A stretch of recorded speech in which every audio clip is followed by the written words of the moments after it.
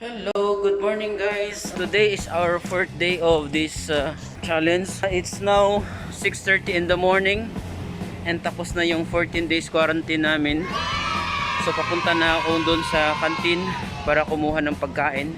Dito sa accommodation namin, bawal kang lumabas kapag wala kang mask. Simula noong mga February or March, lahat ng pagkain namin ay nakaparcel na. So yan, ito yung canteen namin, nakataob lahat ng mga upuan.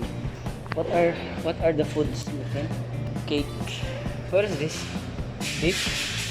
Little rice. So guys, ito na yung pagkain ko. Hindi kami pwedeng kumain dito sa loob kasi bawal para ma-implement yung social distancing.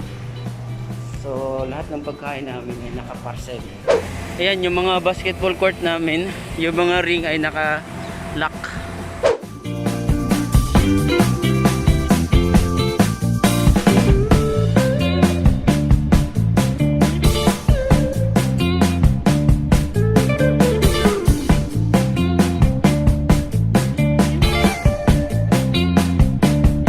Okay, simulan na natin ang push-up.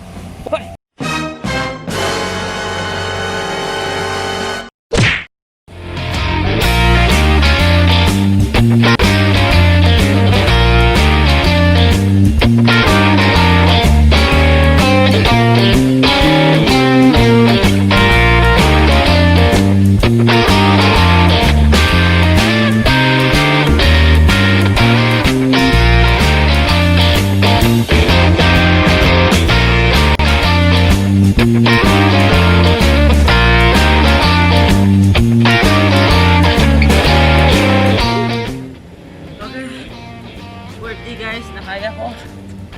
Per day nakaya ko 25. Actually may extra isa 26. Actually pwede ako maglakad-lakad pero wag muna sa ngayon kasi may nakatingin sa akin kanina eh. Baka sitahin ako.